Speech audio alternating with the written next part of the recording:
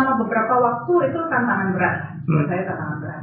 And you have to figure out how to stand before your friends, gitu ya, di antara teman-teman itu tetap punya dignity. Lalu saya di situ mulai kemudian menyadari bahwa saya bukan untuk saya mewakili Indonesia.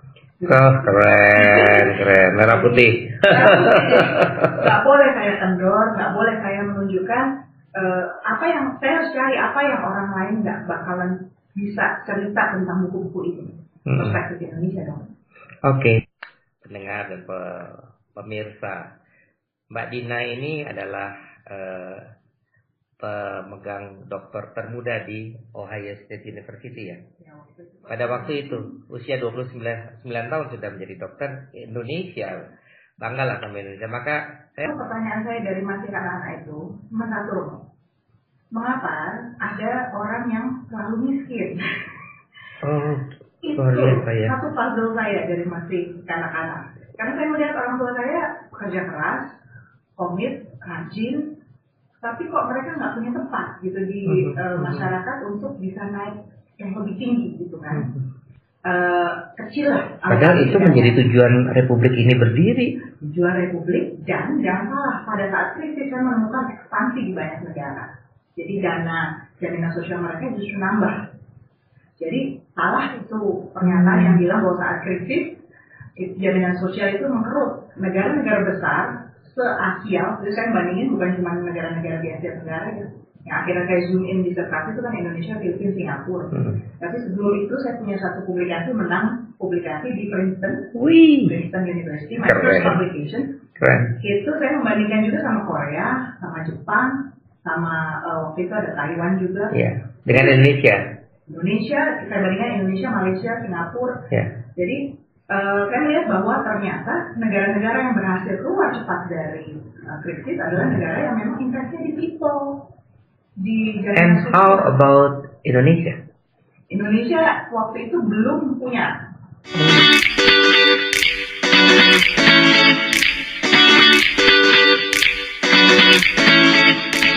Salam sehat berlimpah berkat, sobat muda yang terkasih. Romo Yos Bintoro menghadirkan kesempatan sobat tua muda hadir sebagai podcast untuk kaula muda dan generasi milenial yang tentunya ingin mendapatkan inspirasi-inspirasi, menghadirkan nuansa untuk semakin menghidupi cinta akan tanah air, sekaligus juga menghidupi semangat kemanusiaan. Hari ini kita mendapatkan tamu yang sangat luar biasa sebagai narasumber dari podcast Sobat Tua Muda. Sosok akademisi, diplomat, dan semoga tidak menjadi berat dalam pembicaraan ini, dan penggerak kebijakan publik yang sudah berkeliling dunia tetapi tetap membumi. Ialah Dr. Dina Prapto Raharjo, PhD, atau yang lebih banyak orang dikenal sebagai Dina Wisnu Prapto Raharjo. Selamat datang Mbak Dina, saya sebut demikian ya? Ya, selamat datang. Terima kasih Romo. Thank you juga atas kehadirannya di podcast Sobat Tua Muda. Ini kesempatan yang sangat langka. Beliau ini sangat sibuk ya. Berapa kali diminta ke podcast, siap datang. Tetapi karena tugas negara ya. Terakhir ke Brussels, sebelumnya juga ke Jerman, ke Berlin. Dan juga sebelumnya bahkan ke Turki ya, untuk urusan soal ekonomi politik ya. Nah, kita tidak bicara yang berat-berat, meskipun ternyata berat ya kalau nanti kita ikuti selanjutnya. Tapi baiklah kita juga bisa kenal dengan sosok ya seorang Mbak Dina yang syukur bisa menginspirasi kita untuk menghadirkan pesan-pesan dan juga inspirasi mengenai bagaimana kita mesti juga punya minat pada hubungan internasional sebagaimana yang digeluti sampai selama ini oleh Mbak Dina Prapto Raharjo. Oke, banyak kenal sebagai akademisi dan diplomat, orang kenal demikian, tapi kita mau kenal lebih jauh dulu. Mbak Dina, kita kayaknya sama-sama satu sekolah ya, satu alumni di Walter Mungin CD ya. Ada lambang bintangnya. Ada lambang bintangnya. Ya, bintang kejora, bintang timur ya. Bintang timur. Ya, nama disebut dalam bahasa Sanskerta Tara Kanita gitu. Kita satu alma mater ya, karena kita terbiasa ketemu. Saya nggak bisa bilang meskipun lebih tua, tapi ya tetap bilangnya Mbak Dina gitu. Supaya enak ya kita ketemu, dan dari acara-acara yang sangat personal gitu ya, sampai kemudian kita bicara soal-soal yang berat ya. Soal negara ya, karena kita punya kaitan. Saya ditugaskan sebagai pastor di lingkungan pendidikan TNI Angkatan Udara, tetapi juga menanamkan nilai-nilai kebangsaan yang jauh lebih penting, nilai-nilai persatuan dan juga menjaga keutuhan tanah air ya. Oke. Apa yang paling bikin Mbak Dina itu semangat setiap bangun pagi? Dua hal, Romo. Ya. Satu itu mendapatkan pengalaman baru, dan yang kedua pengen ketemu suami dan anak-anak. Itu ya sekarang, ya. Tentunya sesuatu yang membahagiakan. Lalu sekarang bisa cerita deh, sudah bergelut dan bergumul dalam tugas-tugas sebagai akademisi, sebagai diplomat. Boleh cerita sedikit background siapa ini Mbak Dina dengan latar belakang sampai bisa sekolah di Ohio State University. Mulai cerita pelan-pelan dulu dari kecil, lalu punya minat terhadap dunia diplomatik ya, diplomasi ya. Gimana itu bisa muncul dalam diri seorang Dina Wisnu atau Dina Prapto Raharjo? Ya gini Romo, saya dari masih kanak-kanak, orang tua saya itu selalu menyediakan koran di rumah. Dan dari koran ya? Ya, dimulai dari koran. Dari koran Kompas, kalau kita boleh nyebut ya, dan Jakarta Post. Karena kita ambil dua contoh ini, maksudnya satu bahasa Inggris, satu bahasa Indonesia. Oke. Tempo enggak? Atau dulu belum ya? Kami masih kelas menengah bawah waktu itu. Iya, jadi baru koran dulu ya. Masih koran dulu. Ada Jakarta Post juga di rumah ya? Keren. Jadi itu menunjukkan komitmen ya dari orang tua untuk membuka kawasan. Walaupun orang tua saya dua-duanya nggak ada yang urusan sama diplomasi, nggak ada. Ayah saya kerja wira swasta saja. Oh, bukan orang dari pemerintah juga ya? Jual beli mobil. Oh, lebih bisnis. Lebih bisnis. Ibu saya juga dulunya punya latar belakang sebagai sekretaris redaksi di salah satu koran. Itu bisa memberi pengaruh kan? Betul, dan dia punya harapan lah bahwa kamu bisa lebih hebat lah, pasti dari ibu gitu kan? Iya, pasti. Nah, mereka berdua. Anak pertama, kedua, Mbak Dina. Iya, dari berapa bersaudara? Dari saya punya 3 adik. Oke. Jadi punya tugas juga nih sebagai kakak tertua, jadi pancer biasanya ya. Betul. Dan dua orang diharapkan nggak kuliah kan, mereka kan tidak punya kesempatan kuliah, mereka langsung bekerja kan. Jadi kuliah itu satu mimpi juga buat keluarga kami. Jadi terus terang harapan ayah ibu saya waktu itu, saya itu akan bergerak di bidang sains. Jadi engineer lah atau minimal ekonom, itu dorongan mereka tuh itu. Tapi saya dari awal karena saya selalu membaca, saya actually membaca ya, sungguh-sungguh membaca itu dari media itu, dari nggak ngerti sampai ngerti. Bahasa Inggris tentu sulit ya, tapi saya berbekal, saya minta beli dictionary kamus ya. Jadi saya betul-betul mengikuti. Dan satu pertanyaan saya dari masih anak-anak itu cuma satu, mengapa ada orang yang selalu miskin? Itu satu puzzle saya dari masih anak-anak. Karena saya melihat orang tua saya kerja keras, komit, rajin, tapi kok mereka nggak punya tempat gitu di masyarakat untuk bisa naik yang lebih tinggi gitu kan. Jadi itu puzzle saya. Saya mencoba mencari jawabannya. Jadi juga sudah dari diri sudah mulai ada empati itu ya, untuk mulai mikir tentang situasi kenapa orang miskin. Seperti ceritanya Siddhartha Gautama itu. Kenapa ada orang miskin ya? Kemudian dia dari seorang Hindu, dia lalu pencobaannya menemukan pencerahan. Karena kalau saya mikirnya workers aja loh, workers, tenaga kerja. Kalau miskin tanpa bekerja itu mungkin nggak di radar saya, tapi saya melihat orang-orang yang dia bekerja komit setiap hari, tetapi ada masalah apa berarti? Ya pelan-pelan saya menemukan bahwa ada masalah politik, ada struktural dalam masyarakat. Kemiskinan struktural. Ya. Jadi menurut saya ketika orang tua mendorong saya asal itu mulai di kelas berapa tuh? Dari mungkin SMP ya. Tertarik ya. Kayaknya masuk yang jurusan A3 dulu nantinya di SMA. Tapi ternyata kayaknya A1 nih. Iya, betul.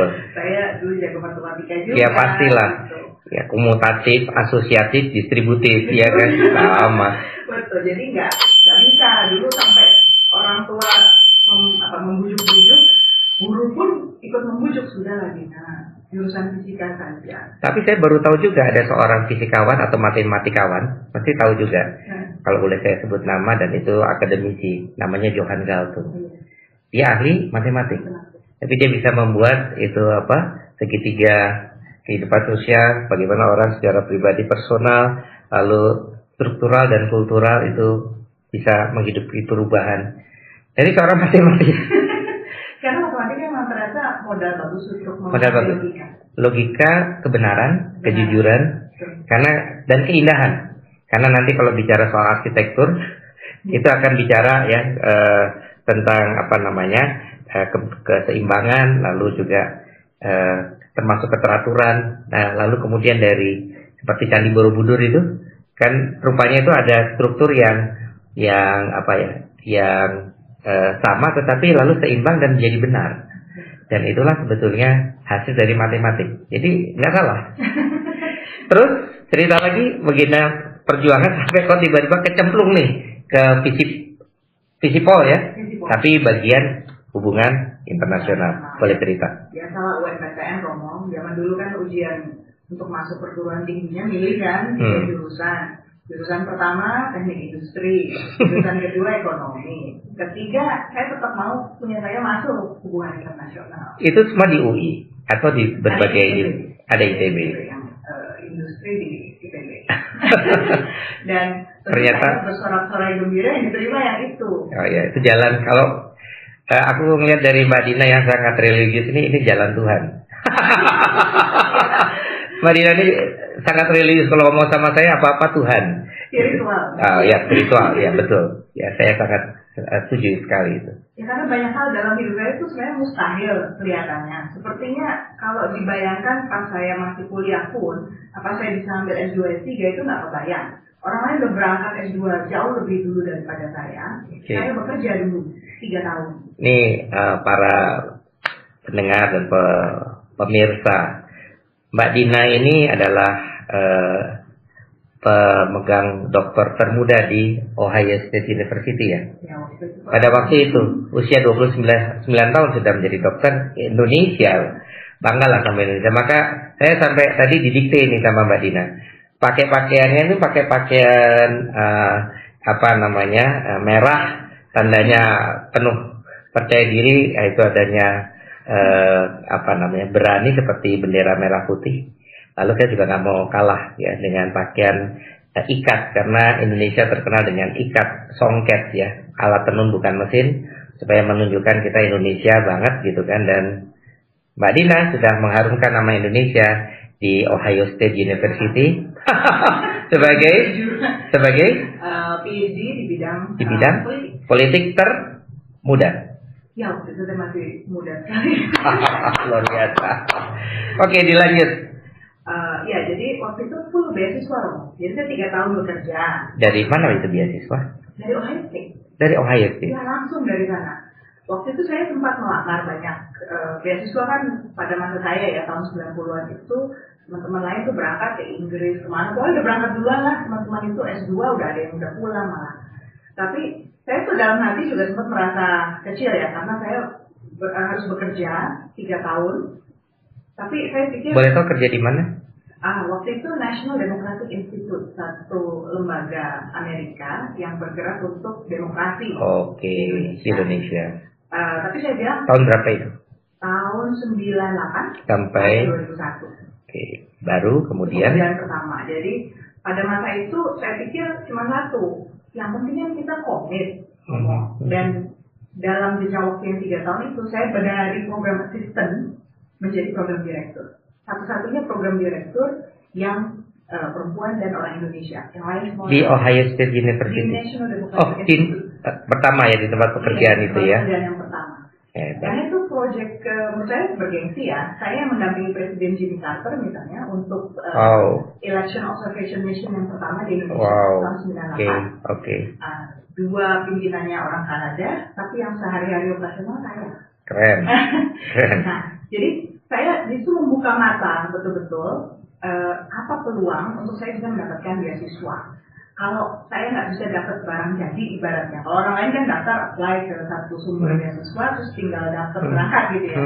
Saya memikirkan kalau saya nggak bisa dapat yang sama satu paket, ingredientsnya apa, bahan-bahan bakunya apa, network kan. Jadi saya bangun network dengan para orang-orang asing yang datang ke Indonesia. Keren. Saya kenali mereka, saya kerjasama dengan mereka. Jadi dari mereka saya dapat surat rekomendasi yang keren-keren. Keren. Makanya saya bisa apply ke Ohio State langsung. Dari mana saya tahu ada Ohio State itu? Karena ada teman di US Embassy yang juga kuliah di sana. Dia bilang, kenapa nggak langsung apply saja ke sana? Bisa. Dia bilang gitu. Nggak perlu lewat. Kalau di Amerika itu kan ada beasiswa apa namanya yang selalu ada setiap tahun Fulbright. Aku ngelamar juga dan dipanggil juga. Tapi waktu itu saya tanya. Lebih bergengsi Ohio State dong. Dan lebih besar sama beasiswanya. Luar biasa. Hebat. Jadi, hebat. Tapi memang tantangannya satu. Evaluasi setiap kuartal, setiap 3 bulan. Oleh kampus Ohio State. Dan pilihannya beasiswa itu harus ada di atas IP 3 gitu. Betul. Ya. Dan harus ada satisfaction dari user. Usernya siapa yang pakai? Nah, pilihan kita tuh cuma 2 waktu itu, mau jadi research assistant atau jadi teaching assistant. Saya memilih mengajar. Keren. Jadi satisfaction saya ya murid yang kasih evaluasi. Keren. Jadi menurut saya you always look for the highest. Yang dan kita memang passionate about it, percaya diri aja kerjakan. Saya nggak pernah bisa bahasa Inggris loh di sana untuk mengajar. Iya, udah pasti dari kerja di asisten demokrat itu ya. National Democratic Institute sudah cukup ya. Luar biasa. Jadi ya kan saya 6 tahun di sana. TOEFL-nya udah di atas 700. Dan itu breakthrough-nya ya, kalau ada orang tanya, kok bisa akhirnya sampai S3? Sebenarnya saya cari cuma S2 loh. Tapi justru dari pihak OIC, nantang saya bilang, kenapa nggak S3? Dia bilang gitu. Why do I have to take S3? Aku bilang gitu. Why do I have to take doctoral degree? Dia bilang, why don't anybody wants to take a doctoral degree? I said, well, what for? Terus dia bilang, kamu itu pandai untuk mengajar orang, dia bilang. Very easy to understand you.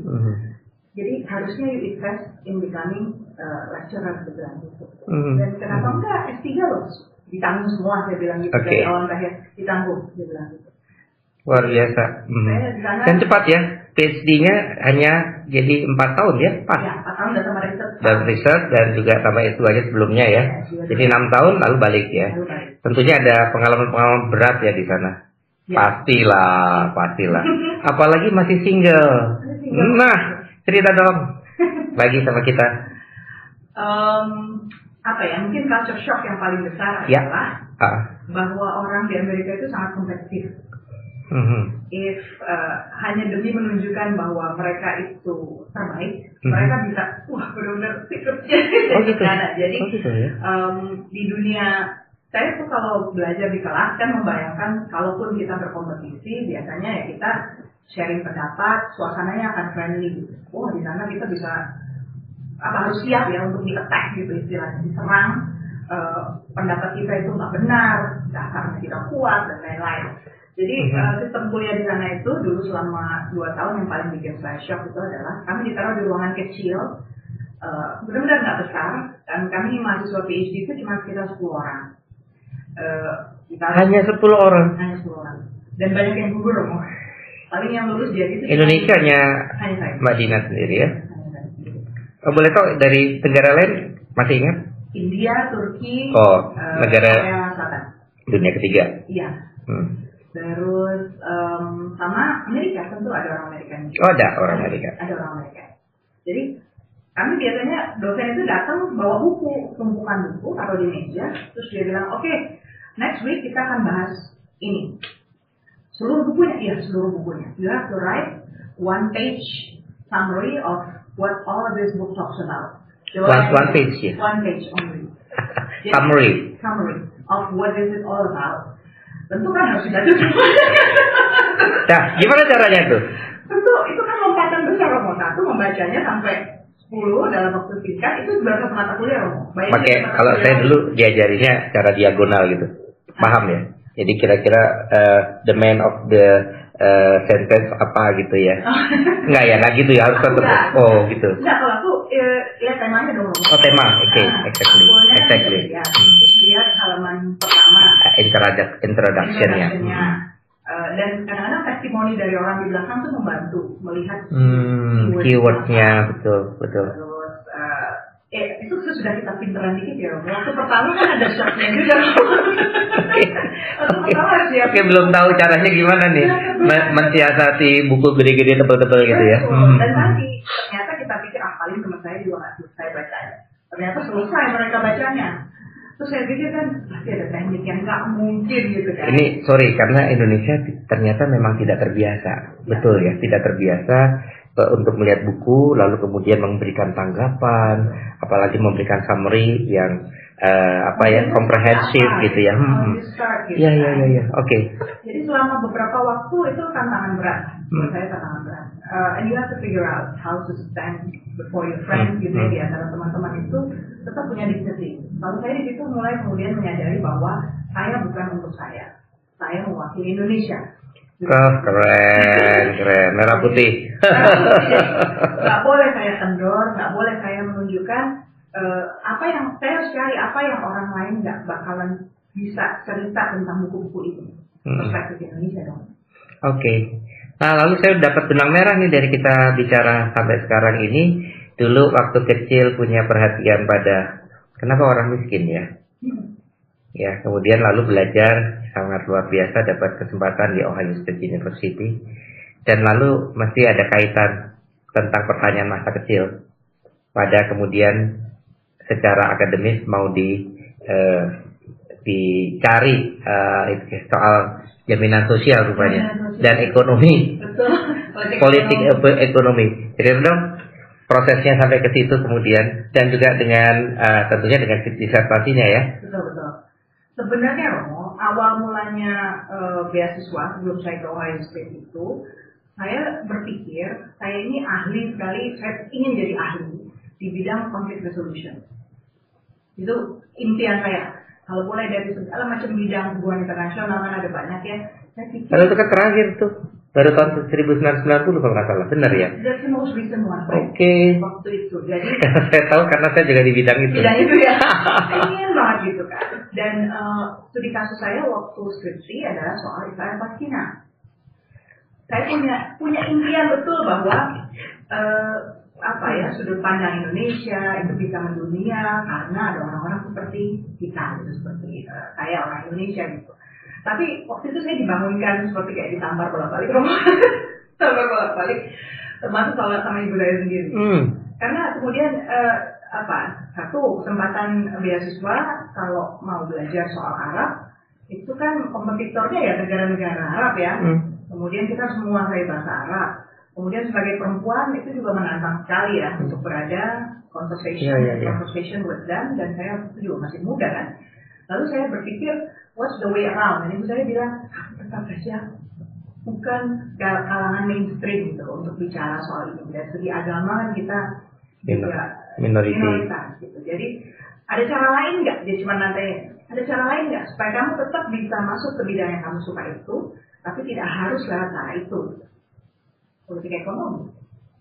So dari situ saya kemudian belajar menelusuri. Dan kesempatan di Ohio State juga nggak ada yang bidangnya conflict resolution, adanya politik kan. Jadi mau nggak mau saya harus belajar comparative politics, perbandingan politik, so I can go deep dive, masuk ke dalam topik-topik yang kalau orang lain tuh mungkin belajar hubungan internasional lebih banyak di level makro aja. Saya itu spesialisnya untuk masuk ke dalam pengambilan keputusan di setiap negara. Public policy. Public policy-nya. Dan itu banyak hal otodidak karena di Amerika, karena pendekatan yang lain itu cenderung makro, atau kalau dia dari sisi politik, mereka biasa belajar soal partai politik, pemilu. Nah, menurut saya nggak bunyi.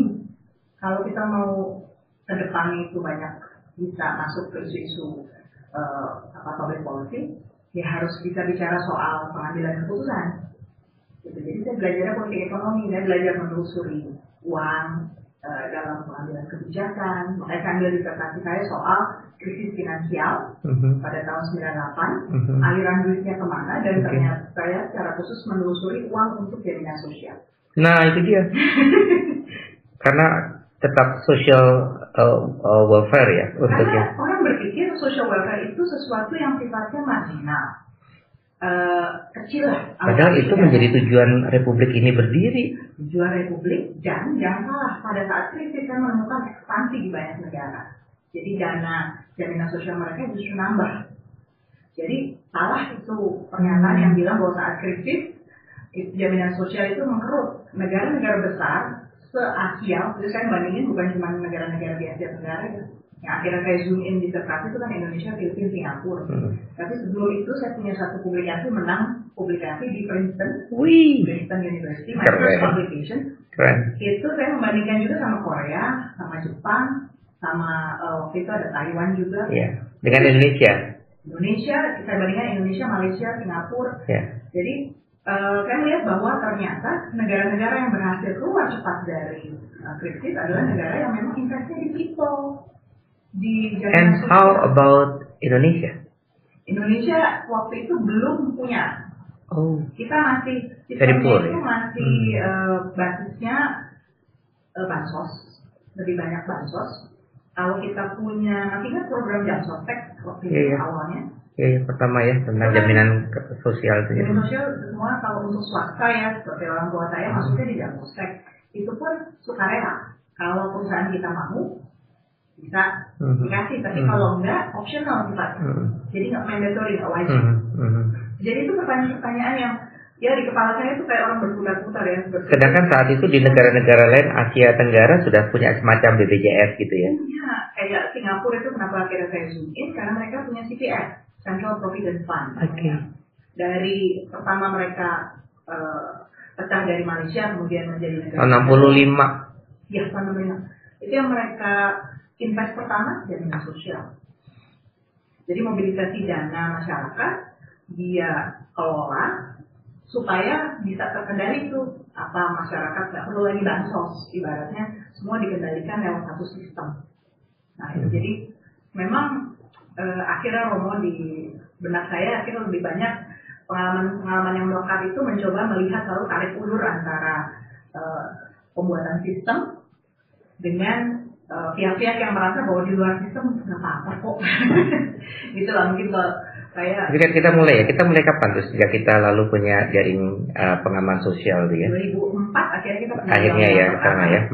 Tapi itu pun saya punya bukunya itu 2004. Itu masih nama Dina Wisnu ya Pak gitu. Saya masih gitu. Pernah saya betul saya baca itu. Ya.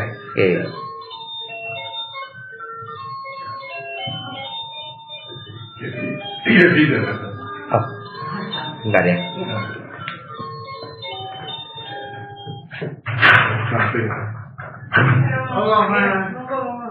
Sudah datang. Berarti sudah lama. Oh baru. Sampai dulu ini lagi settingnya ini di teman sore ada komputer lagi. Atau mau lihat di sini?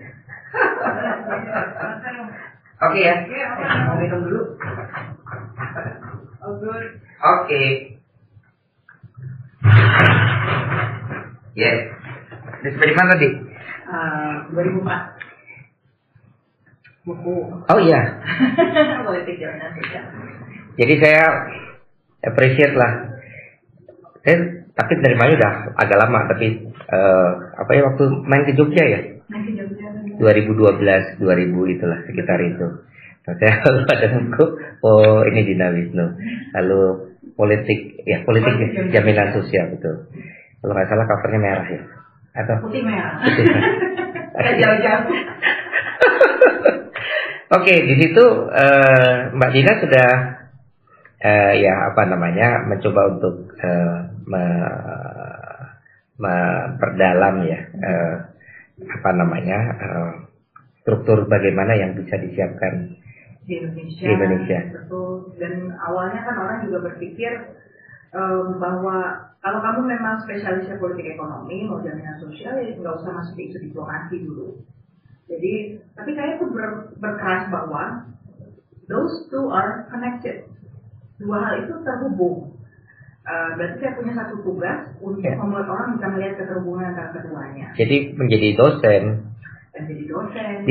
Kayaknya dulu di Paramadina kan pertama, betul ya? Betul, saya pernah jadi dekan di sana. Berapa lama tuh di Paramadina? 8 tahun. Dan mengajar juga hal yang sama ya? Jadi mengenai. Saya dulu pendiri program pasca sarjana di sana. Untuk diplomasi, bisnis dan komunikasi.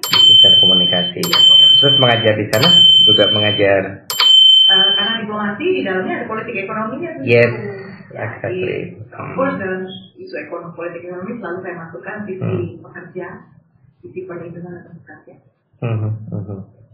Oke, luar biasa. Nah, dari situ sampai lalu menjadi diplomat di Asia Tenggara sebagai Asian Intergovernmental Commission and Human Rights. Gimana ceritanya itu? Jadi karena saya punya network tadi membangun pasca sarjana, saya tetap banyak pintu kan itu, kenalannya jadi macam-macam, termasuk teman-teman di Kementerian Luar Negeri. Jadi pertama dulu tidak masuk langsung ke Kementerian Luar Negeri ya? Enggak direkrut di situ.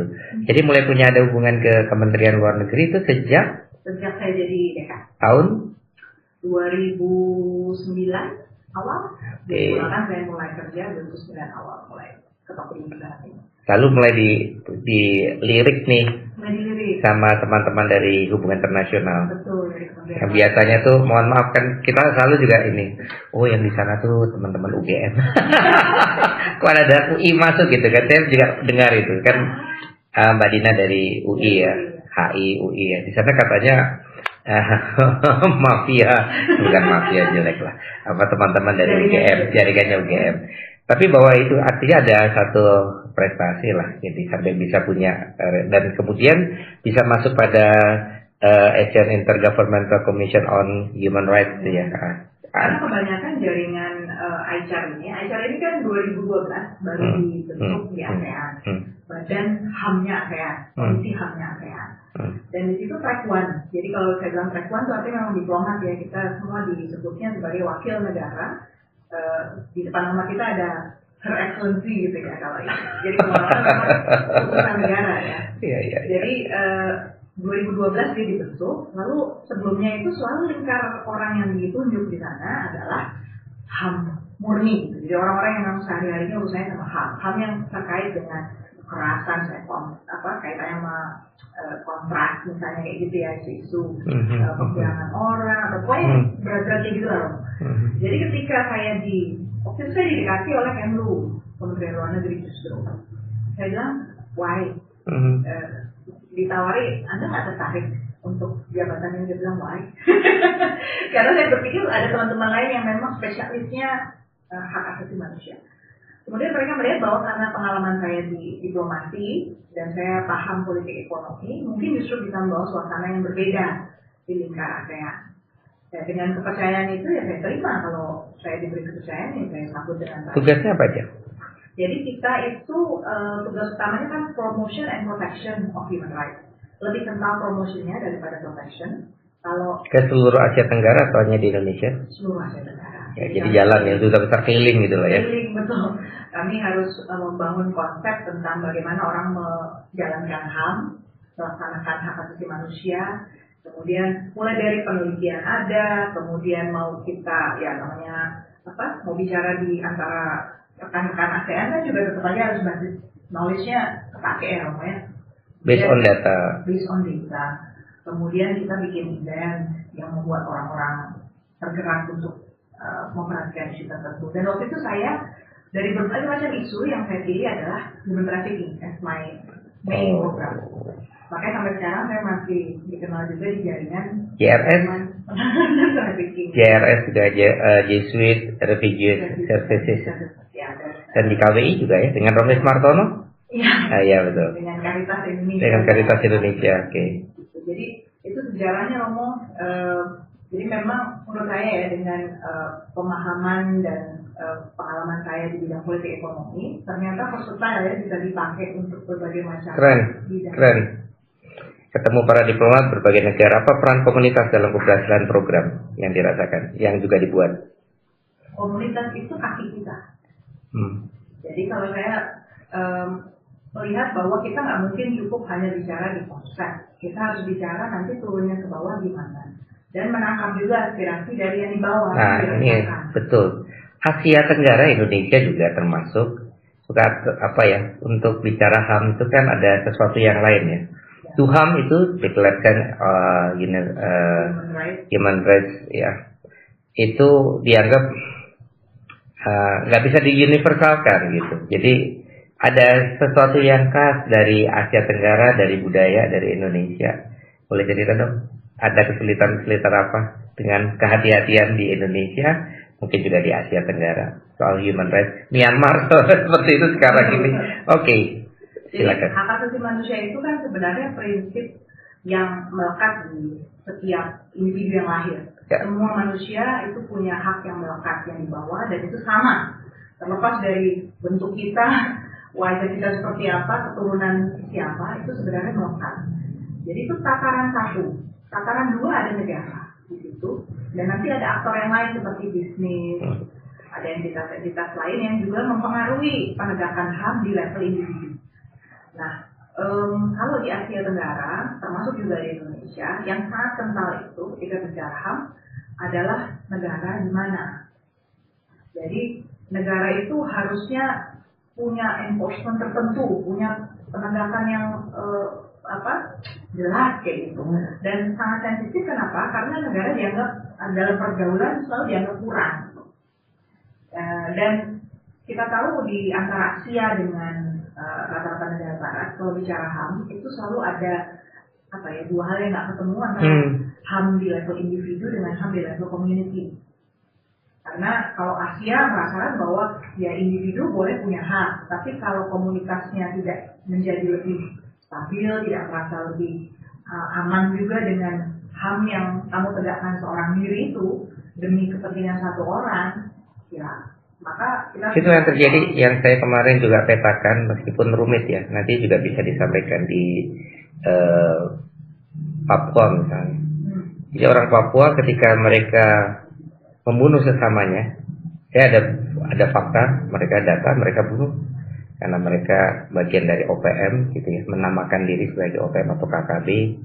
Mereka bunuh orang-orang dan termasuk orang-orang yang mereka sendiri. Ya, itu bukan HAM, tapi ketika ada aparat dikatakan bahwa mereka melanggar HAM dan harus mendapatkan tindak dari internasional. Bisa komentar nggak sedikit mengenai itu? Hak asasi manusia itu walaupun melekat pada orang, pada individu, yang bertanggung jawab untuk menegakkan bahwa hak itu tetap melekat pada individu adalah negara. Dan itu adalah covenant internasional atau kesepakatan internasional. Di UNHCR, di Universal Declaration of Human Rights, memang negara punya tanggung jawab yang sangat besar untuk menjamin bahwa tidak ada satupun individu di negara tersebut yang mengalami pelanggaran hak asasi manusia. Kalau antara masyarakat sama masyarakat mengadakan pelanggaran, itu termasuk pelanggaran HAM bukan? Tidak. Jadi kalau antara masyarakat itu namanya konflik sosial. Karena mereka bisa mengalami konflik sosial, berarti negara harus bisa membuat satu sistem supaya konflik itu tidak terjadi atau berkembang lebih luas. Jadi HAM itu lekatnya tanggung jawab negara memang kepada warganya. Gitu. Jadi kalau dalam pergaulan internasional kita udah pakai tagline hak asasi manusia, maka negara biasanya terus agak-agak deg-degan gitu ya, membayangkan diomongin apa lagi. Dan itulah yang membuat di ASEAN hati-hatinya itu tadi. Hati-hati itu.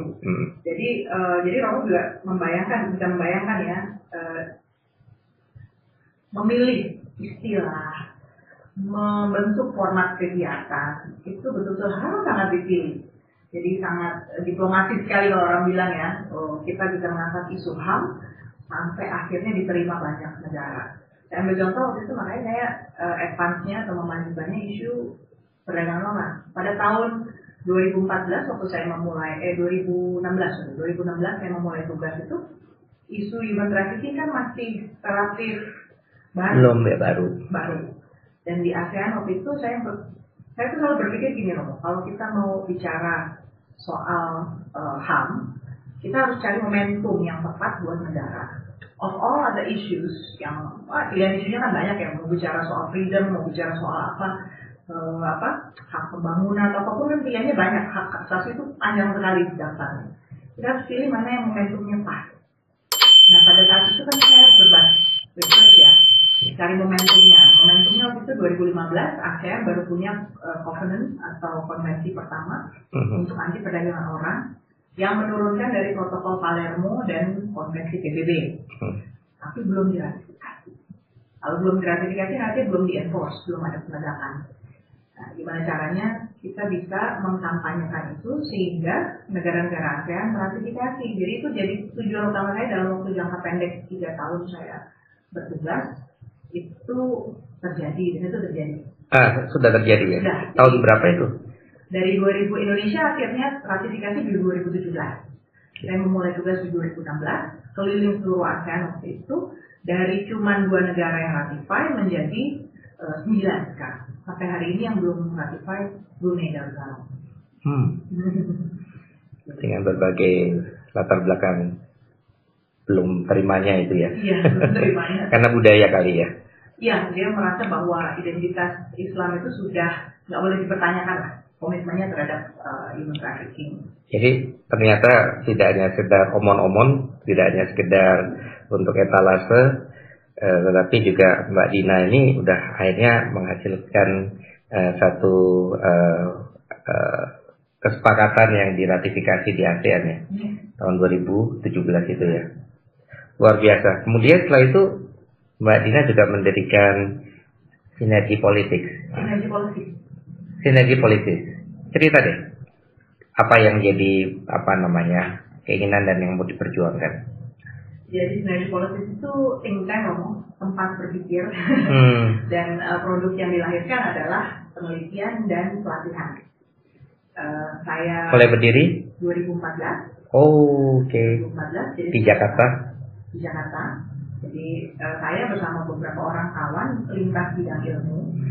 Jadi saat saya menjadi dekan multidisipliner ya. Jadi waktu saya jadi dekan itu saya merasa bahwa ada panggilan yang nggak bisa dijawab di dunia akademik. Jadi saya melihat betul bahwa kok yang datang kepada saya itu bukan hanya murid gitu, atau orang yang haus ilmu, tapi juga orang yang punya kebutuhan untuk menyelesaikan masalah sosial atau kendala dengan tata kelola pemerintah. Kalau kita diamkan, kita anggap nggak ada, itu kan menurut saya juga nggak bijak ya. Kita sebagai ilmuwan, apalagi sudah mencapai level yang tinggi di bidang ilmu kita, dengan level doktor, itu kan punya tanggung jawab. Jadi ya harus dicari jalannya gimana, kira buat think tank itu. Jadi think tank itu lembaga konsultasi, kita membuka ruang, mempertemukan pihak pemerintah dengan bisnis, dengan komunitas, sampai nanti lahir kebijakan yang lebih suaranya itu people center. Nah, itu bisa terjadi kan politik dengan realitas ya. Jadi saat membawa riset akademik ke ranah nyata, ke ruang kebijakan yang seringkali auranya aura politis gitu ya. Cerita dong gimana tuh nggak gampang ini ya. Tapi lalu gimana perjuangannya gimana Mbak Dina? Jadi benturan itu hal yang rutin terjadi, sangat sering. Justru kalau baru awal dibuka komunikasi biasanya pasti ribet dulu antara pihak ya. Tapi satu hal yang pasti yang selalu berhasil menjembatani research. Oke. Jadi research yang multidisipliner itu membantu kita melihat segala sesuatu lebih holistik, lebih lengkap. Kemudian kita riset itu bukan cuma berbasis dokumen, tetapi berbasis dialog dengan pemangku kepentingan. Kalau ada dari teori resolusi konflik, ada apa namanya avoiding gitu ya, ada collaborating gitu. Ini yang mau diambil yang model apa nih? Mau apa? Ya based on data ya. Lalu habis based on data, lalu apa yang supaya lalu meyakinkan supaya mindsetnya orang akhirnya bisa terpengaruh. Tapi kerap kali kan juga sulit ya untuk bisa memberikan pengaruh prinsip gitu ya kepada orang-orang lain yang gimana ceritanya? Ini kan bukan hal yang mudah, betul. Saya juga merasakan. Satu hal yang bisa menjaga satu komitmen itu turun menjadi barang atau sesuatu yang tangible, itu sistem. Jadi kalau kita bisa menciptakan step by step menuju lahirnya sistem, entah itu bentuknya macam-macam dan beda stakeholder, beda bentuk cara ya. Tata kelola. Iya. Mulai dari ada yang mulainya dengan sesudah dialog kita bisa menyusun komitmen rutin jumpa menghasilkan dokumen bertahap. Tapi ada juga yang harus mulai dari dokumen draft dulu dibongkar lagi baru nanti bisa melahirkan sesuatu.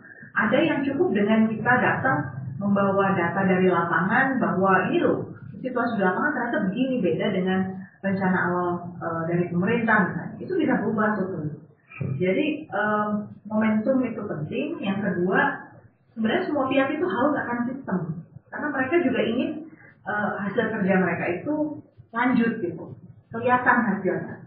Karena nggak mungkin 1-2 tahun dalam kebijakan itu jadi barang. Bikin BPJS running tuh ya dari 2004, itu eksplorasi studi saya itu dari tahun 2001 dan udah 2004 pun kita tahu sampai sekarang perjuangannya udah evaluasi 10 tahun SBY, 10 tahun SBY, 10 tahun Jokowi. Itu terbit di ISEAS ya, kalau mau dibaca bukunya di Institute of Southeast Asian Studies di Singapura. 10 tahun SBY ada komponennya, saya menulis bersama Pak Faisal Basri waktu itu. Kemudian ekonom juga tuh ya. Ya, dan nanti yang tahun ini harusnya terbit di Southeast Asian Studies kerjasama saya sama dengan Leiden. Ini juga evaluasi 10 tahun Jokowi untuk jaminan sosial. Maka sebenarnya sekarang yang setelah sekian lama di soal jaminan sosial Indonesia, apa sih yang masih menjadi kekurangan dari sistem pemberian jaminan sosial di Indonesia? Satu itu soal keseriusan membangun sistem data yang akuntabel. Satu data. Kenapa data itu penting? Karena data itu harus by name by address. Harusnya setiap orang di Indonesia punya data di dalam sistem jaminan sosial itu dan bisa di cross check anytime. Di Indonesia itu kita bisa bikin sistem penerima bantuan iuran, kita bisa punya sistem jaminan sosialnya, tapi ini belum default nih kedua ini. Jadi PBI masih suka jatuh ke tangan yang tidak seharusnya misalnya gitu kan. Iya, apalagi soal itu ya, soal data masyarakat ya. Bisa bikin kejahatan-kejahatan baru sebenarnya. Betul. Seperti orang diteror suruh bayar pay later padahal dia nggak. Saya pay later apa itu? Ada kan yang begitu. Itu di level individu sih pasien. Nanti ada juga masalah data dari rumah sakit. Itu juga pengelolaannya belum terlalu baik. Itu saya juga ada terbitan bersama WHO soal itu tuh. Karena melacak kok data rumah sakit sama peserta ternyata nggak matching ya, kok keluhan dari rumah sakit ternyata nggak direspon ya gitu. Jadi satu data itu. Kemudian yang kedua kalau dari segi komitmen politik, kita itu saya nggak tahu masih jawabannya macam-macam, tapi kenapa Indonesia bisa begitu? Mungkin nggak perlu dijawab juga. Pemerintah kita itu punya kecenderungan untuk kalau mengubah sistem itu bisa semalam tiba-tiba berubah sistem. Padahal namanya mengubah sistem itu kan sudah berdiri di atas satu pola tertentu, harusnya ada evaluasi dulu, ada pilotnya, berubah dulu, baru habis itu bisa diubah tapi nggak langsung gratis gitu loh.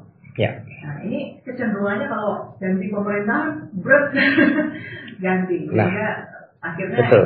Risikonya kemana-mana. Jadi soal kebijakan publik ini kayaknya ada di dalam bukunya Mbak Dina ya. Kebijakan publik harus berani memanusiakan manusia. Betul. Boleh dong cerita di mana beratnya statement yang Mbak Dina tulis itu dalam kenyataan yang Mbak Dina perjuangkan sampai sekarang ini. Harus memanusiakan manusia. Saya kan ada di lingkaran juga Ikatan Sarjana Ekonomi. Dan sekarang saya juga pengurus Kadin. Jadi di lingkaran ekonom dan pebisnis yang dia lihat itu kan angka. Angka itu dianggap kebenaran. Tapi mereka lupa bahwa angka itu merepresentasikan apa? Sumber daya, orang, kemiskinan, kemampuan orang untuk bangkit itu nggak kelihatan di angka itu. Jadi yang dimaksud memanusiakan manusia itu dalam setiap angka pembangunan, angka kerjasama itu situ ada orang gitu. Kita nggak bisa asumsikan hanya karena angkanya menurun misalnya, kemudian minat orang menurun, belum tentu.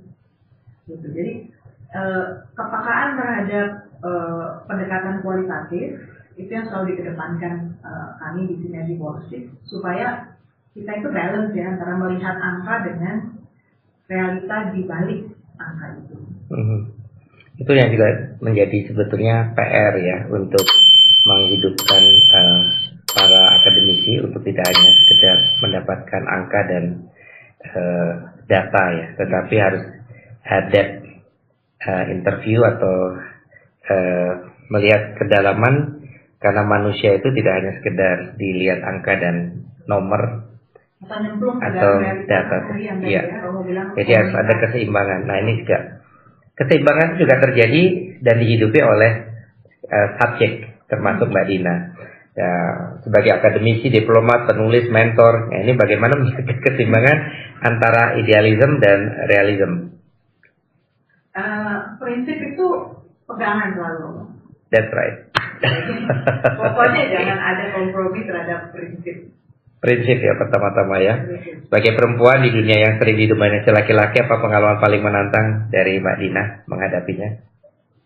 Dianggap cuma superficial sama perempuan, atau mudah untuk ditantang untuk debat gitu, kita pasti akan mudah dilemahkan, mudah di. Tapi bagaimana pembuktiannya bahwa enggak, saya punya sesuatu yang prinsipal gitu? Memang daya intelektual itu harus diasah terus, Romo. Makanya saya nggak pernah, kalau bisa tuh nggak nolak lah kesempatan untuk belajar setiap saat. Dan itu belajar itu bukan hanya di ruang kelas, tapi dengan mau nyemplung ke berbagai situasi. Saya ngajar di TNI pernah, ngajar di polisi juga pernah. Dengan segala tantangannya, saya coba. So how you imagine about the leadership? Bagaimana menjadi pemimpin yang baik? Pemimpin yang baik itu di mata saya, satu, dia mau melihat realitas, dan yang kedua, dia membangun sistem. So it's not about the leader, it's about how you support people through system. Dan di luar prestasi, apa hal sederhana yang bikin Mbak itu bahagia dalam hidup? Membuat saya bahagia itu selalu ada hari esok. Hari esok, bukan melihat anak-anak yang sederhana punya senyuman. Hari esok karena anak-anak dan juga kaum sederhana yang miskin tadi itu bisa tersenyum dan juga punya masa depan. Masa depan, betul. Dan kadang-kadang kita kan berpikir, wah tantangannya berat banget gitu ya. Kita nggak pernah tahu besok terjadi apa. Yang penting kita lakukan yang terbaik hari ini, besok pasti beda. Intinya mencari jalan-jalan dan meretas jalan baru. Betul. Ya. Dan harus dicoba itu sebagai manusia. Ya. Dan itu adalah value. Ya, jadi saya bersyukur tadi Mbak Dina aku mengatakan saya mengajar, tapi sebenarnya saya lebih melihat Mbak Dina itu bukan mengajar, mendidik.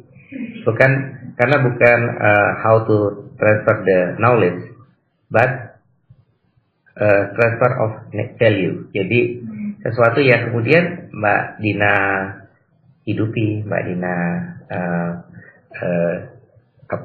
lakukan sebagai passion ya.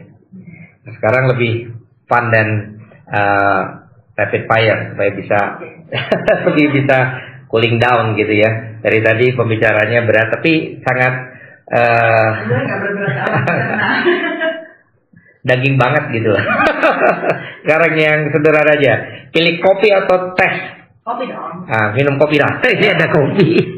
Silakan kopi atau teh. Kenapa kok kopi? Enak loh. Dan sangat Indonesia juga. Ini kopi kenangan, ini khas Indonesia juga. Nggak ada di luar negeri kopi kenangan ya. Kalau teh kurang ya.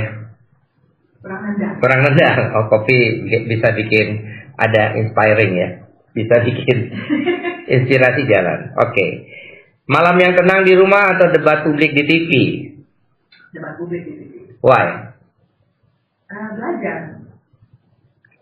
Kalau ada kesempatan belajar, saya pakai untuk belajar. Jadi memang kalau ada jangan avoiding ya. Kalau ada tantangan, Mbak Dina lebih melihat ini kesempatan untuk trigger ya. Jadi trigger untuk bisa menunjukkan sejauh mana kita punya data-data yang bisa kita adu gitu ya. Oke. Buku favorit sepanjang masa? Yang saya nggak pernah lupa adalah buku yang menjadi inspirasi untuk disertasi saya. Yaitu? Robert Wade mengarang tentang Governing the Market di tahun 90. Cerita tentang apa itu? Tentang bagaimana pasar itu sebenarnya bisa dikelola.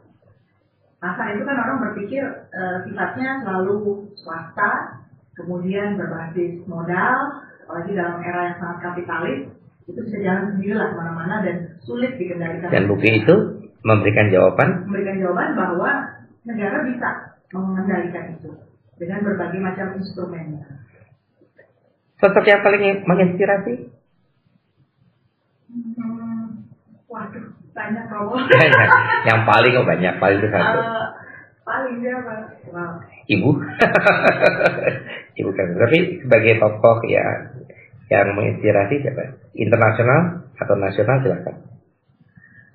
Aduh, kalau tokoh mungkin ya. Kalau dari setiap negara itu masalahnya mereka punya tantangan masing-masing. Tapi kalau untuk mungkin spiritualitas itu Bunda Maria.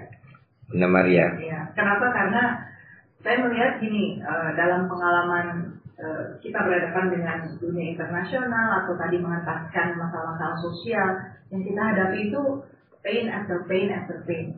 Jadi penderitaan. Kita mendekati penderitaan yang kita rasakan juga penderitaan. Jadi bukan hal yang mudah untuk melalui setiap tahapan itu. Sosok yang selama ini selalu mengingatkan saya bahwa penderitaan itu jangan dihindari, justru harus dilihat, dicoba dipahami, nanti baru kelihatan solusinya. Keren.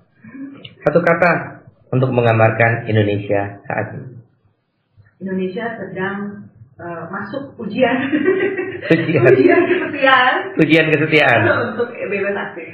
Ini mengingatkan pada lagu dari Jikustik, Aku Ada Untuk Setia. Itu ujian bagi putra-putri Indonesia yang mau setia terhadap Republik ini supaya berjuang sampai pada syukur menjadi Indonesia Emas di tahun 2045. 1 abad Indonesia Merdeka. Keren. Kalau bukan jadi akademisi, Mbak Dina ingin jadi apa? Kalau bisa jadi full time diplomat atau jadi pengusaha. Why? Iya, belajar hal baru lagi aja. Jadi memang suka challenge ya ini Mbak Dina Wisnu ya, Mbak Dina Prapto. Kalimat yang selalu Mbak Dina pegang dalam setiap ragu apa? Tuhan ada dalam saya. Keren. Terima kasih. Mbak Dina, terima kasih banyak udah mau ngobrol bareng kita, Sobat Tua Muda. Dari obrolan kita belajar bahwa ilmu, empati, dan keberanian itu nggak bisa dipisahkan. Dan setiap orang bisa jadi agen perubahan dari tempatnya masing-masing. Terima kasih Mbak Dina sudah mampir dan berbagi kisah dan cerita narasi yang menginspirasi kaum muda dan milenial yang kita bisa bikin sadar supaya kaum muda dan milenial ini yang tidak diam tinggal di tempat tetapi berani bergerak. Dan itulah kekuatan Indonesia, punya resilience dari dulu sampai sekarang yang menurut saya itu DNA-nya Indonesia. Sehingga Indonesia berani tidak lagi menjadi orang yang minder, berani orang yang keluar dari zona nyaman, keluar dari cara berpikir sendiri ya, untuk bisa menghasilkan sesuatu yang bermanfaat bagi orang lain. Dan buat sobat tua muda, jangan lupa follow dan share Ekusido ini, karena inspirasi gak datang setiap hari, tapi bisa kita cari bareng-bareng juga bersama dengan narasi bersama Dina Prapto Raharjo, PhD, yang sangat luar biasa memberikan inspirasi pencerahan kepada kita semua. Sobat muda, jangan pernah kalah dengan keadaan. Berjuanglah untuk menjadi berani, semakin percaya diri. Romo Yos Bintoro memberikan berkat. Salam sehat dan semoga semuanya bisa semakin lebih baik.